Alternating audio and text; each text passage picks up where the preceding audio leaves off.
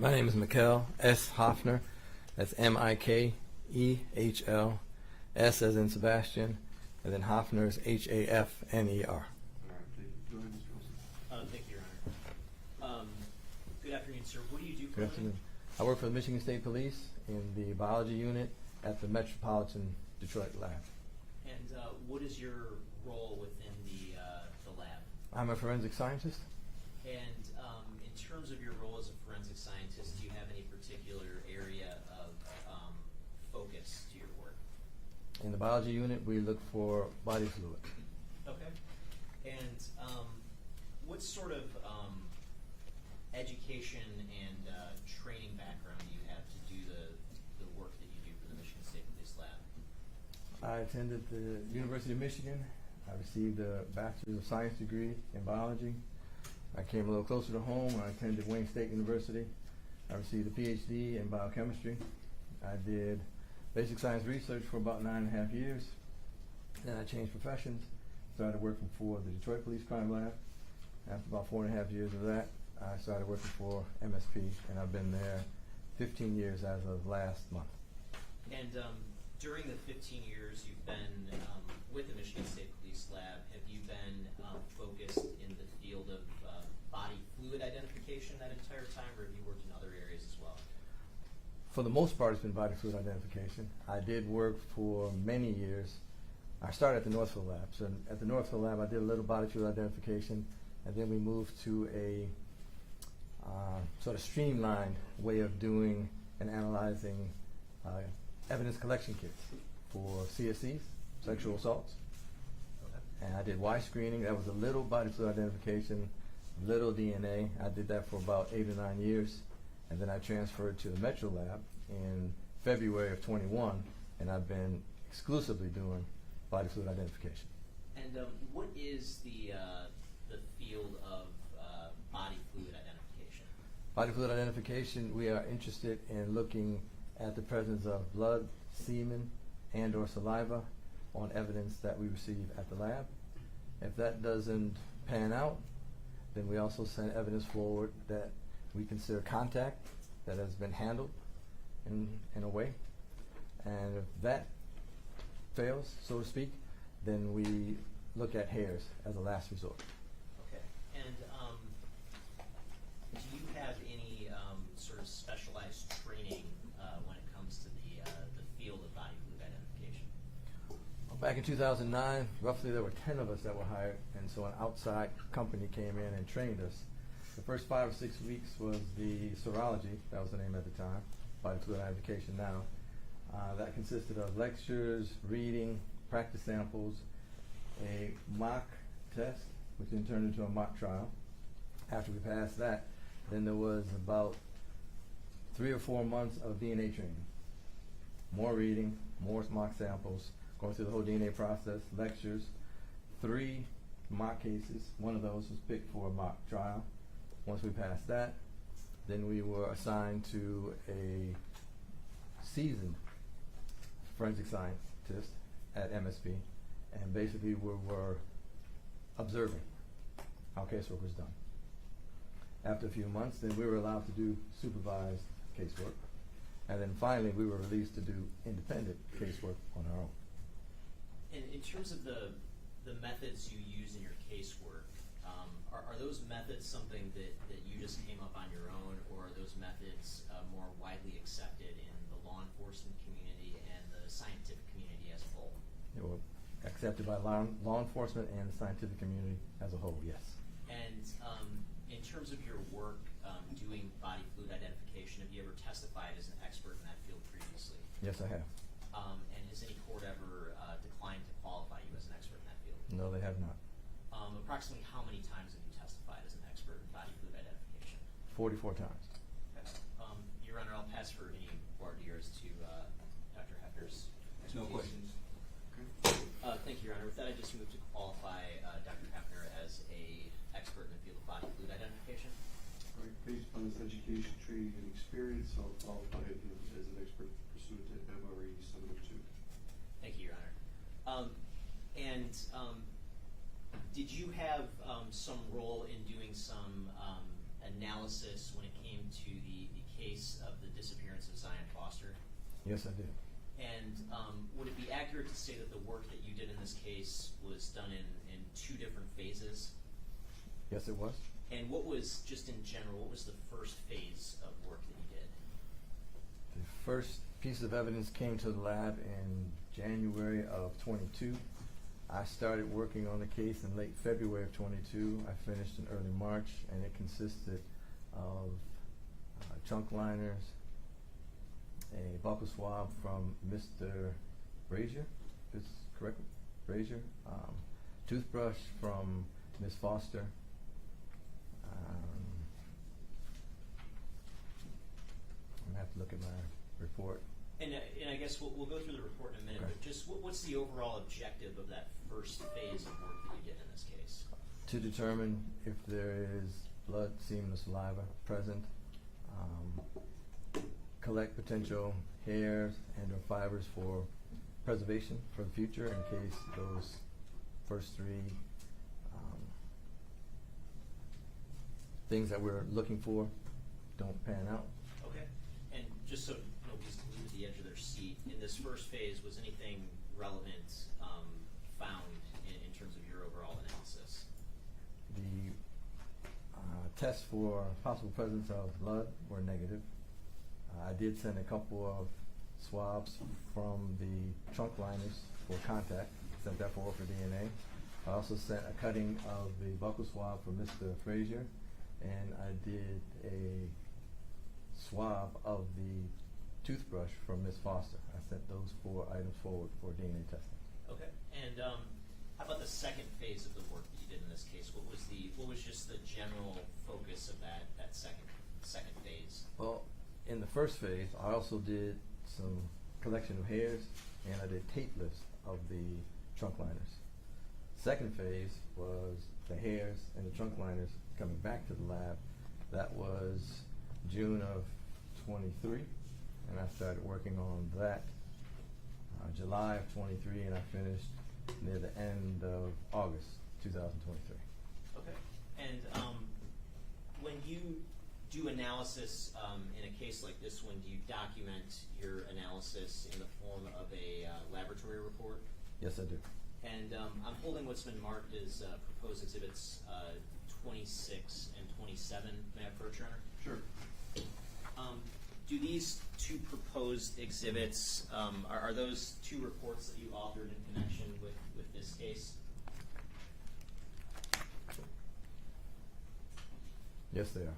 And is proposed exhibit 26 a report concerning the first phase of work that you did in this case?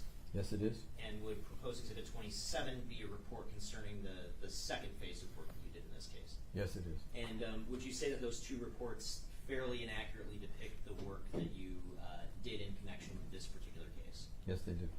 Your Honor, with that, I'd move to admit proposed exhibits 26 and 27. No objection. Okay, you're admitted. And may I publish, Your Honor? Yes. Sir, I just want to walk through these 2 reports just briefly. So in terms of Exhibit 26, do you see the section on page 1 that says evidence received? Yes. What information can we glean from this section of your report? These are the items that I received related to this case that I eventually examined, essentially in that order. Okay.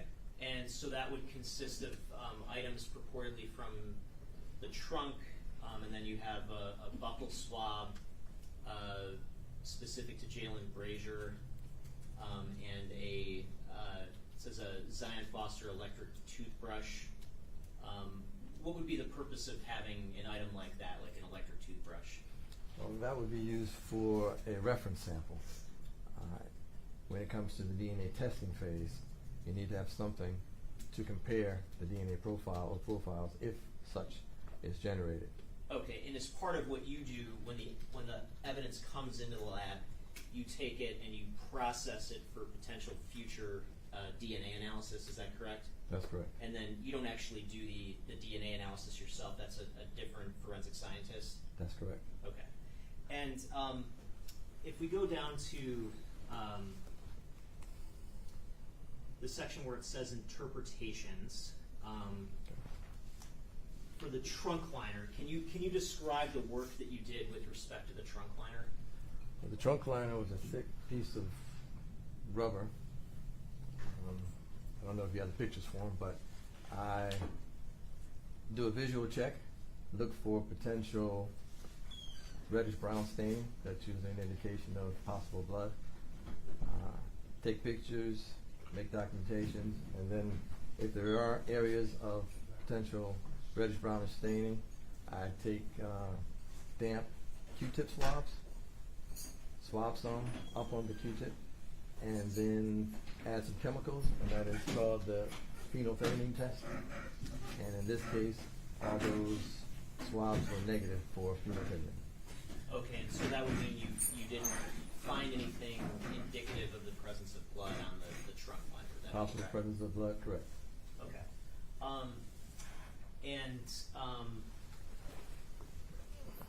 Moving along, when it comes to the Jaylin Brazier buccal swab, is it fair to say you're just processing that for potential future DNA analysis? Yes, there was no testing done on reference samples. In this case, I just took a cutting, put it in the tube, and set it to the side for transfer to the Northville lab, which is where the DNA testing is done.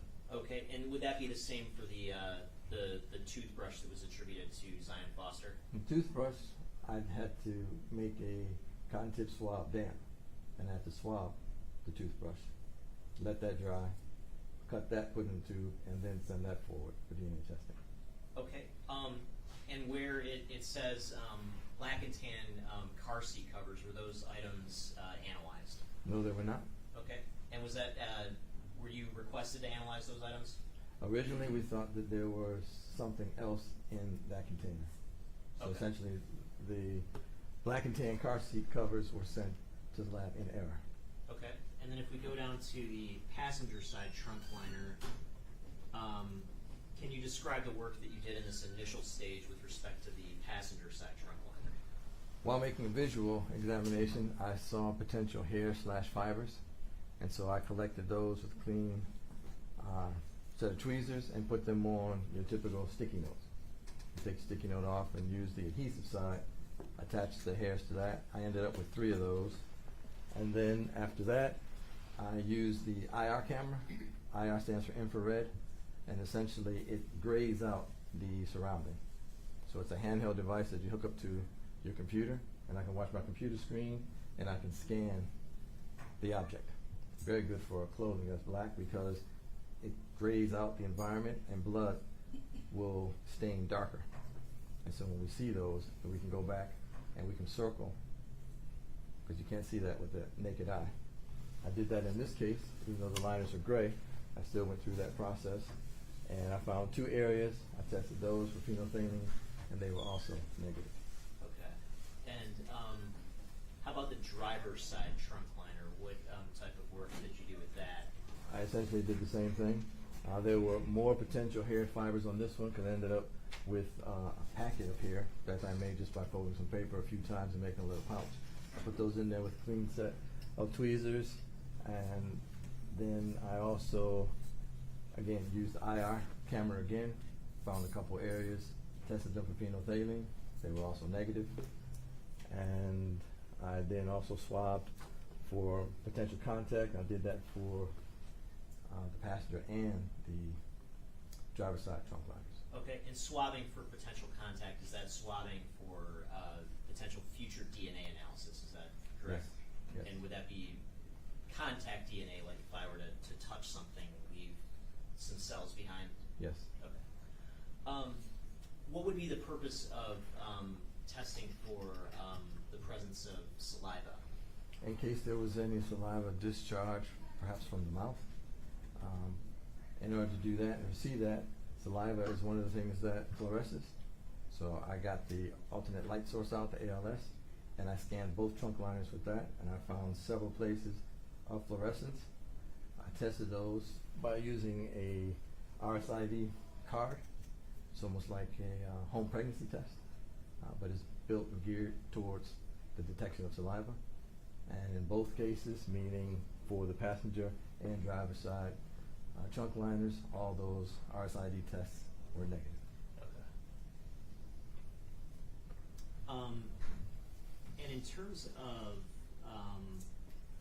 the sort of disposition of evidence section of the report, what information does that tell us? These are the samples that were sent forward for DNA testing. Okay, and so that's just evidence that then gets held by the lab and goes to the DNA analyst for further review? Yes, those samples are put into tubes, plastic tubes. Those tubes are then put in the cryo boxes, and the cryo boxes are eventually transferred to the Northville lab and eventually assigned to a DNA analyst, and then the DNA process begins. And can I ask, in terms of the trunk liners, were they in a condition in which you would have been able to use a microscope to analyze the liners? No, they were way too large. Okay. And in terms of the other methods that you used to analyze the trunk liners, if hypothetically there had been a microscopic portion of blood on one of those liners, would that have been detected by the methods that you used? No, Okay. And why is that? it's just too small. Okay. And I want to move to Exhibit 27 now. And again, this reflects the second phase of the work that you did in this case. Is that correct? Yes. And this phase of the work is focused on hair. Is that correct? That's correct. And if you can just kind of walk us through briefly the section entitled Evidence Received. What does this tell us about the work that you were able to do here? Well, this tells us the hairs that I collected. It also mentions the tape lifts that I collected. And what is a tape lift, if you can describe that for That's us? when we take a piece of packing tape, essentially, and we sort of get it between our fingers here and actually tape lift an article of clothing. In this case, it would be the trunk liners, and so I went through the whole trunk liner doing this, and I used 4 pieces of tape, and then I put those pieces of tape face down on transparency paper. Okay, and when you made these tape lifts, did the tape retrieve any fiber from the trunk liner? It achieved, yes. And just visually looking at it, what did that fiber appear to be consistent with being? Fibers and or potential strands of hair. Okay. And in terms of these fibers that were retrieved using the tape lifts and any other fibers that you looked at, are we talking about long strands of hair, or are we talking about something shorter? Short. How short? For the evidence taken from container 6, I think the longest strand of hair that I looked at was about 4.5 centimeters, and for container 7, it was 6.5 centimeters, which is roughly 2.5 inches. Okay. And so in this sort of phase of your analysis, you're collecting potential hair fibers, and then do you do some analysis to determine whether those are actual hair fibers or something else? Yes, I do. And would that analysis be contained in the interpretation section of your report, starting at the bottom of page 1? Well, some of it is contained in the evidence received. Okay. Those would be listed container 6 hair slides. That'd be right here? Yes. Okay. So I made some slides, and also did some tape lifts as well. Okay, and what is a hair slide as opposed to a tape lift? Well, eventually the slides from the tape lifts are going to be on the hairs from the tape lifts are eventually going to be on slides, because that's how I can actually visualize a hair under the microscope. Okay. And when you do analyze hair or potential hair to try to figure out whether it's human hair or something else, what is the general method that you use? Is it using a microscope? Yes, it is. And did you do that with these fibers described here in the evidence received section? Yes, I did. And if we go down to the interpretations, what's the first interpretation tell us? Evaluation indicated the presence of non-hairs, so those are essentially fibers. Okay, so that could be clothing, some kind of synthetic fiber of some form. Fibers from the trunk liner itself. Okay, and what about the evaluations below that, where it Evaluation. says presence of non-human hair? Those would be essentially animal hair. Okay. And how about the next set of interpretations from the passenger side trunk liner? Can you walk us through those? Yes, we have the presence of non-hairs, so again, that would be fibers.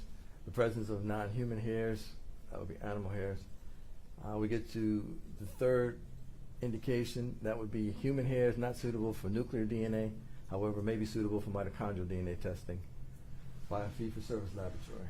And what's the difference between nuclear DNA testing and mitochondrial DNA testing? Nuclear DNA testing is going to be DNA found in the nucleus, present in our cells, and we can do that at MSP. Mitochondrial DNA is DNA from the mitochondria, which are organelles in our cells, and they are the powerhouse of the cell. So they make a component called ATP that powers basically all of our chemical reactions inside our cells. That is a different process. And is that process of mitochondrial DNA testing something that the Michigan State Police Lab can do? No. Okay. And so it sounds like you found some possible human hair that was suitable for that type of analysis that's not something that Michigan State Police can do. Is that correct? Correct. Okay. But you also found some that was suitable for DNA testing. Is that correct? Yes, that is the last statement there, suitable for nuclear DNA testing, yes. And then if we were to kind of scroll through the rest of this, is it essentially the case that the results were consistent with that for other items as well? You had some non-hair, some non-human hair, some hair that was potentially viable for mitochondrial DNA testing, and some hair that was viable for nuclear DNA testing. That's correct. So it's just kind of a mixed bag at this point. That's correct. Okay. And then in terms of the hair that is potentially viable for DNA testing, what do you do with that hair after you make that determination? I take a cutting of that, put it in a tube, put those tubes in cryo boxes, and eventually they get sent over to Northville. Okay. And that would be for the potential DNA analysis? Yes, as would be described in disposition of evidence there. Now, I want to show you what has been admitted as a portion of Exhibit 25. And specifically, I'm going to direct you to page 20 of Exhibit 25. Did you have an opportunity to see one or more pictures like this of the trunk of the vehicle in this case? I saw one picture like this, but that's not it. Not that, but did it appear to be similar to this configuration? Yes. And I guess based on what you observed to see in the trunk, are there any sort of limitations to the type of analysis that you are equipped to do when it comes to finding or identifying body fluids? Yes, there is. And what would the sort of limitations be? The presence of items like you see in the trunk. The trunk liners are underneath that. So if I or another analyst would have had a chance of perhaps finding a body fluid, it probably would have been where Ms. Foster came into contact with things in the trunk. But it appears from that picture and the one that I saw that if she was on top of those items there, it would be somewhat difficult to find any body fluid past that on the trunk liners below. Okay. Thank you. Nothing further. Good afternoon, sir. Good afternoon.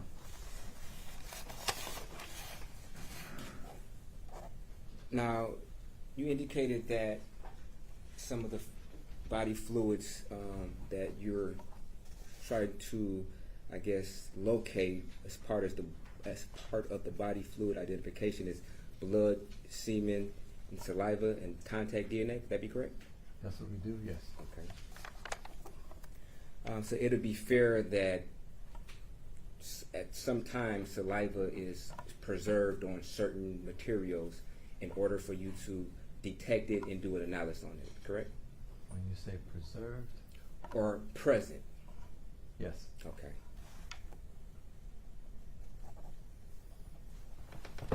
And just to be clear, in order for it to be present, it would have to be somewhat preserved on that particular material, correct? Would that be a fair statement? Yes. Okay.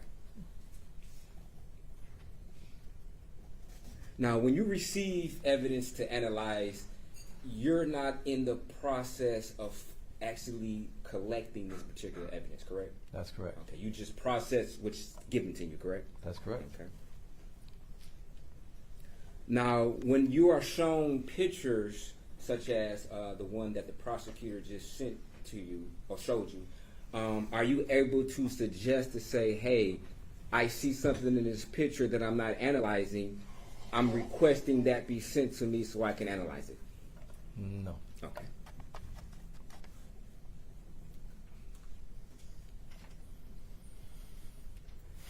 Now, you indicated that when you use your infrared camera, you stated that it's hooked up to a computer monitor, correct? It's hooked up to my laptop. To your laptop, okay. Yes. And you're able to use the actual infrared camera to scan over a particular material while simultaneously looking at your monitor to see if there's a presence of blood, correct? To see if there's some darker staining, because that's what usually happens. Blood stain is darker, yes. Okay. Now let me ask you, is there a comparative equipment such as a device that would magnify your view as you're going over a particular material while simultaneously looking at your laptop? While using an infrared camera? No. So you don't have like a electric magnifying glass or electric microscope that you would be able to scan over a particular area while looking at your computer screen to see a magnified image of whatever you're looking at? Not something as large as a trunk liner? No. Okay. It doesn't exist, or you just don't have that particular equipment? We have a new stereoscope that you can hook up to a computer monitor, a computer laptop, that does have some magnification. I believe maybe 100x. Okay. We just got it, so no one in the lab has used it. That would be the only thing I can think of right now, Okay. where you could scan something and magnify it Okay. and look on the computer screen. And was this particular equipment available to you when you did this particular analysis? No, it was not. Okay. Do you know if this particular equipment was in existence when you did your particular analysis? I'm not sure, but we've had it for about a year, and I think they were probably working on it before that. Okay. And you concluded your last analysis on August 25th of 2023? Yes. Okay. Did you have this particular equipment in your laboratory on that particular day? Yes, we did. Okay. Did it ever occur to you that you might want to use this particular equipment on the trunk liner to see if you can get a better magnification of it? I could not, because it was not, I had not gone through validation. We hadn't had training on it, so it was here, but I couldn't, no one could use it. Okay. Are you trained and certified on that particular equipment as of today? I've gone through some training, but I would have to have a refresher because that was several months ago. Okay. But when you received that particular training, at that particular time, were you certified or qualified to use that equipment? I could have, yes. Okay. If you remember, what date or approximately what date was it when you were certified to use that particular equipment? Oh, I don't remember. Sometime last year, I don't remember. Sometime last year? Yeah. Okay. If you had to, I guess estimate, was it before the August 25th date, or was it of 2023, or after? I think it would be after. It'd be after? Okay. And did you still have this particular trunk liner in your possession at the moment in time that you became certified on this equipment? No, I did not. You did not? Okay. Where did you send it to? When we're finished with it, the agency, we send it back to the agency that sent it to us. Okay. Can you request certain materials to be resent back to you under the acknowledgement stating that, hey, I have received different equipment that could possibly help me further analyze this material? I could talk to my supervisor. Then we would have a discussion perhaps. You might talk to the lab director. It may have to go up after that. Okay. Was that done in this particular case? No, it was not. Okay. Now, you indicated that these car seat covers were sent in error? Yes. Okay. And did you make the determination that the car seats were sent in error? No. Okay. It's just something that was relayed to you? There was a communication, some emails Okay. between my boss at the time, I believe Detective Chang, who was the submitting officer, that I believe they thought that there was a gray car seat in that container. Okay. And when it wasn't, obviously, when I opened it up, they were black and tan. I mentioned that to my boss at the time. She contacted Detective Chang. I also had communication with Detective Chang, and that's when we determined that those car seats were the wrong piece of evidence. Okay. Now, when you indicated that with the buccal swab and the toothbrush that belonged to Miss Foster, you stated that you did a cut for DNA, if I'm not misstating the terminology. For the buccal swab, I made a cutting. Okay. And could you just describe what do you mean by that when you say you did a cut for DNA? Buccal swabs either come to the lab as a serrated tooth sort of swab, and I can just take a scalpel on a piece of clean paper toweling and cut off the first tooth, put that in the tube. It can also come as a cotton tip swab, something like you would put to do your ear or maybe take makeup off, whatever. In that case, I cut maybe about a half of that swab off and put it in the tube. Okay.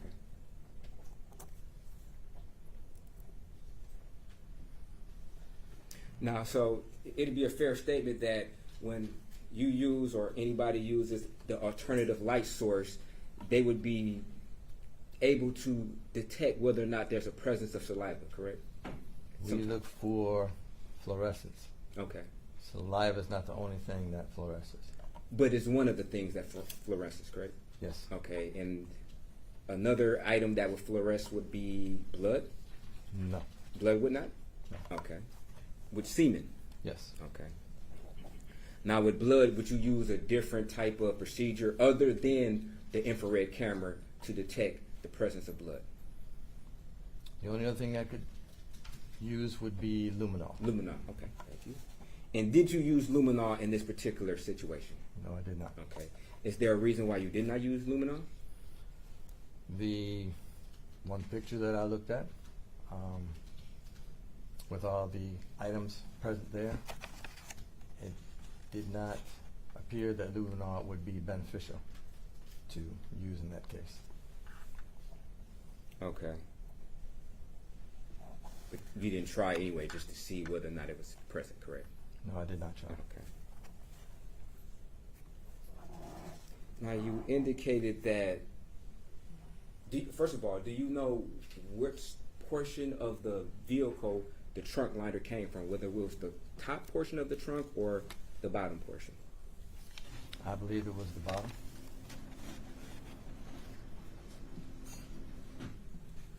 You're not sure, or are you guessing, or? I'm not sure, but Okay. if I had to say, I would say it was from the bottom. Okay.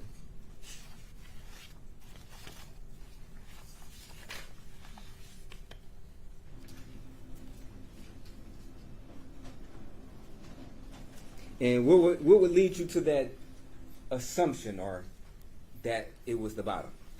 By the shape, it looked like it was covering or going over part of the wheel well, and then it dipped down, which might be towards the end on both sides, so it had more of a shape that it was going to be on the bottom, fitting in, again, over the wheel wells, as opposed to something from the top hanging down.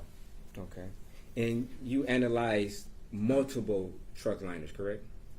No, I have some here and there. No, in this particular case. On this case, I had two. Yes. Okay. You had a passenger side truck liner, correct? Yes. Okay. And you had a driver side truck liner, correct? Yes. Okay.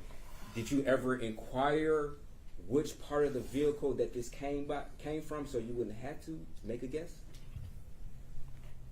As far as, I mean, one was labeled passenger side, the other was trunk, and I went from there. Okay, so you didn't inquire on whether or not this particular trunk liner on either side, passenger or driver, came from the top portion of the trunk or the bottom portion of the trunk, correct? No, I did not. Okay. And that information wasn't provided to you on exactly what portion of the trunk it came from, top or bottom? No, it was not.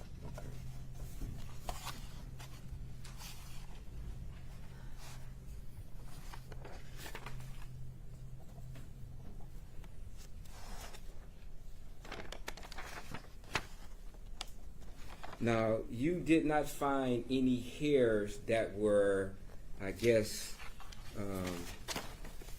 suitable for nuclear DNA testing. Would that be correct?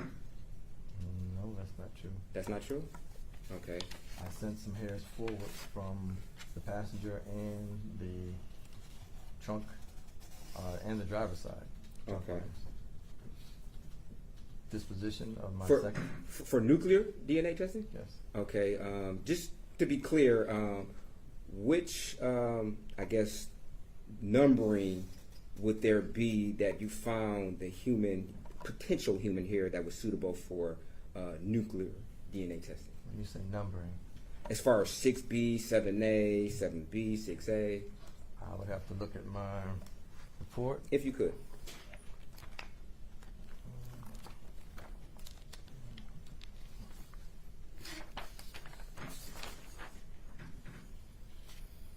Six B 6B? would be from the passenger side, and 7B would be from the driver's side. Okay, thank you.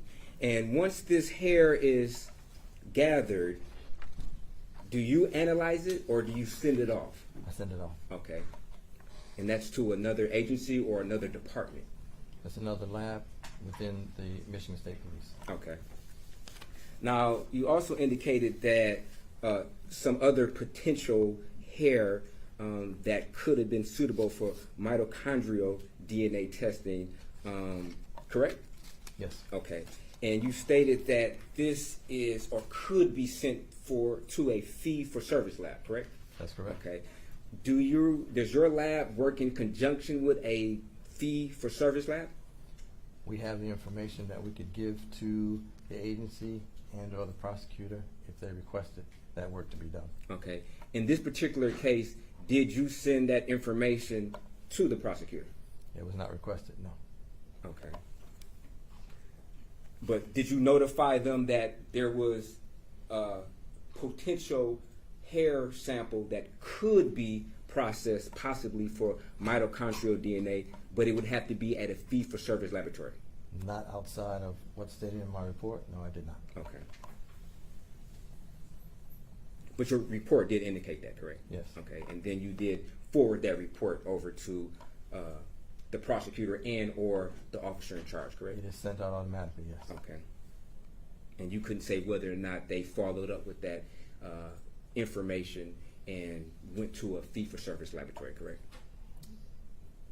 If they would have followed up, there would have to be some contact with MSP, whether either my boss or the lab director, that we needed to get those samples sent to them. I would have to go back and then cut those samples, put them in a tube, and get them ready to be sent Okay. to the lab. And as far as you remember, that process did not occur, correct? That's correct. Okay. Now, are you shown a potential, are you shown houses, pictures of houses that a search may have been done at that particular house? as far as where evidence is collected or where evidence is searched for? Sometimes there are pictures that are put into the OR, which is the repository for our cases. Sometimes there are pictures in there. Many times they're not. Usually those would probably be tagged along with the crime scene reports, which I very rarely look at. Okay. Now, if there were items of clothes or other items inside of this trunk, would you prefer to test these individual items with a fluorescent camera and or with an alternative light surf? Prefer, or as opposed to, I can only test what I'm given. Absolutely.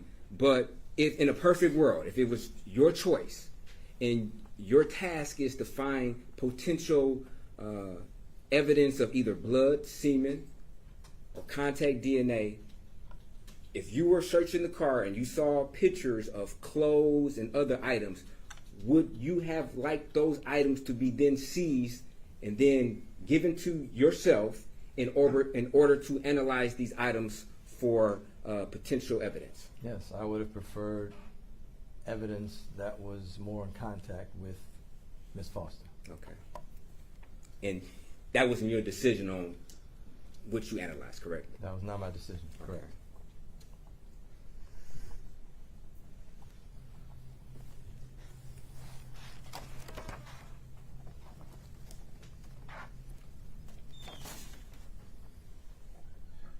Just to be clear, the DNA that was gathered from let me back up. The electric toothbrush that was provided to you for Zion Foster, you stated that was in order to get a particular sample for Miss Foster's DNA, correct? Yes. Okay. And the reason you needed a sample of her DNA is in order to first get that sample and then compare it with potential evidence to see if there's a presence of that particular DNA in other places, correct? It was used as a standard so that if there is a DNA profile generated from the evidence, you can make, or comparison can be made. Yes. Okay.